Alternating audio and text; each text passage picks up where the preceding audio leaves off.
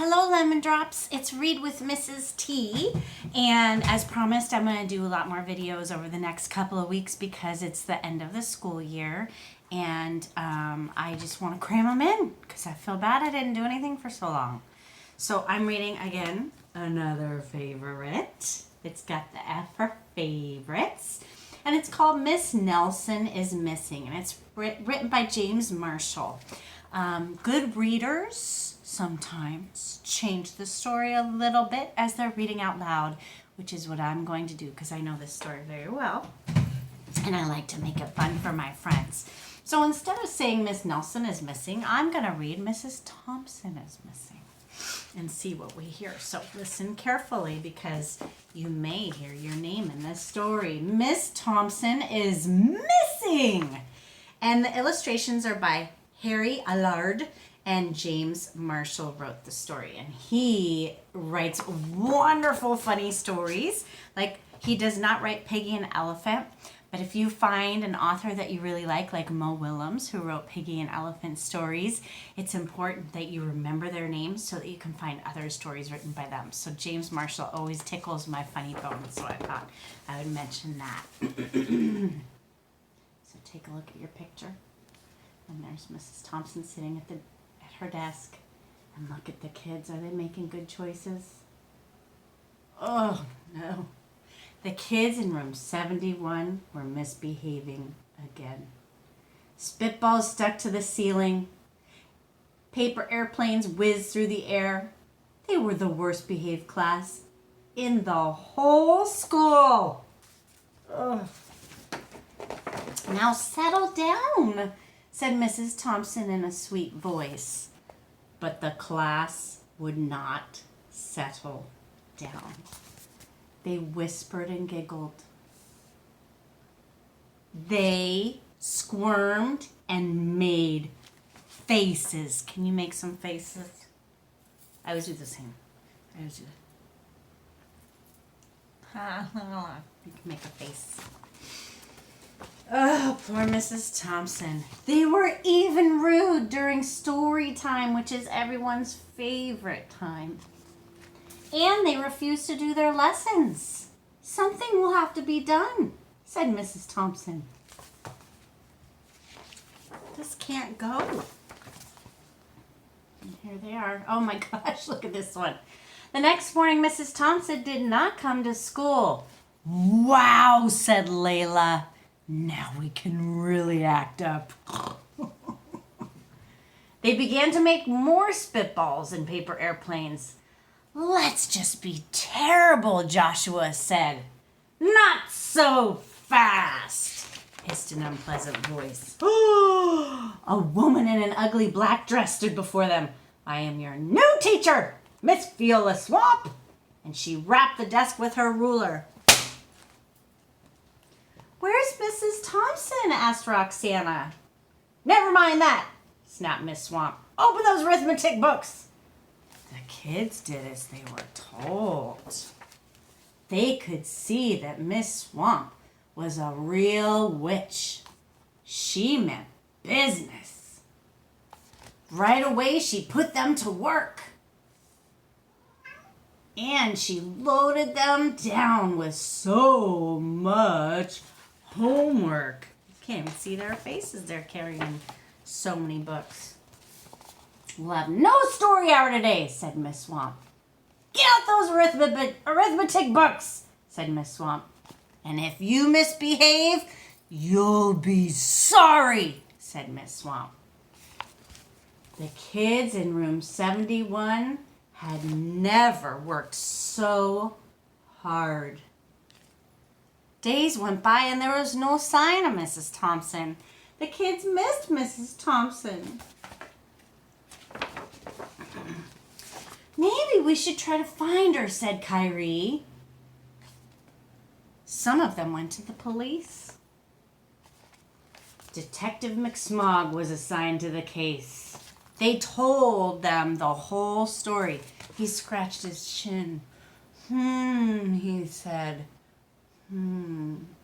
Mrs. Thompson is missing. He wasn't no help. They already knew that. Other kids went by Mrs. Thompson's house. The shades were tightly drawn and no one answered the door. In fact, the only person that they did see was the wicked Miss Viola Swamp coming up the street. If she sees us, she'll give us more homework, said Grayson. They got away just in time. Maybe something terrible happened to Mrs. Thompson, said Victoria. Maybe she was gobbled up by a shark, said Phoebe. But that didn't seem likely. Or did it? It does warn them, sharks, very unpleasant. Maybe that's me. I don't know. Maybe Mrs. Thompson went to Mars, said Kevin. But that didn't seem likely either. Or did it? What's that? Umbrella. And it's the red planet. And what's this one called? Earth! You see why I love this story. It's so fun. You guys are all in this story too. It's so crazy. How that happened? I know! Exclaimed Imano. I know what happened to Mrs. Thompson. Maybe her car was gobbled up by a swarm of angry butterflies. Imano! But that was the least likely of all. The kids in rooms, that page didn't have the picture. The kids in room 71 became very discouraged. It seemed that Mrs. Thompson was never coming back, and they would be stuck with Miss Viola Swamp forever. They heard footsteps in the hall. Here comes the witch, whispered Imani.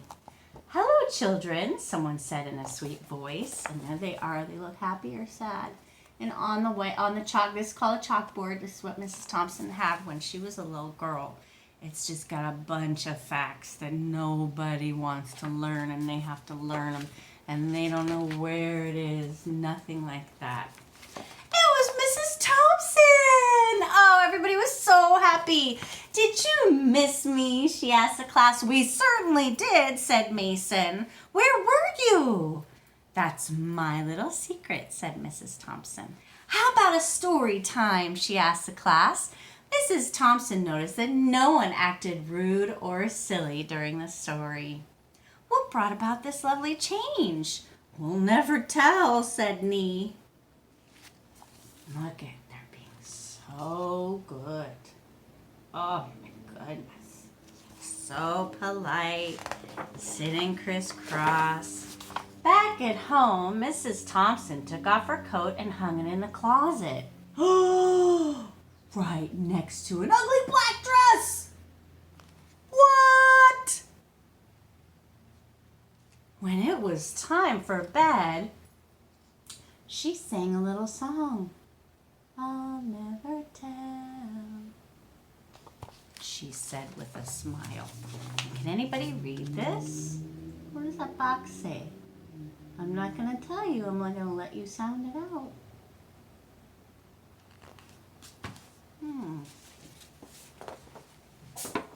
P.S. Detective McSmog is currently working on another case. The case of missing Miss Viola Swamp. The end. So the moral of this story is... no spitballs! Respect your teachers. And right now, bless you, somebody's sneezing. Right now, who is your teacher? Okay, yes, it's me. But who else is your teacher? That is right. Your teachers are your parents right now. Grayson's mom and dad. And Imani's mama bear. And Kyrie's mama and daddy and uncle and auntie and grandma. Some of you have a lot of help. Some of you just have one. So please respect your parents and help them out. I love you, friends. Stay safe. Know I'm thinking of you. And I'll see you soon. Bye. Now I gotta look over here for the pause.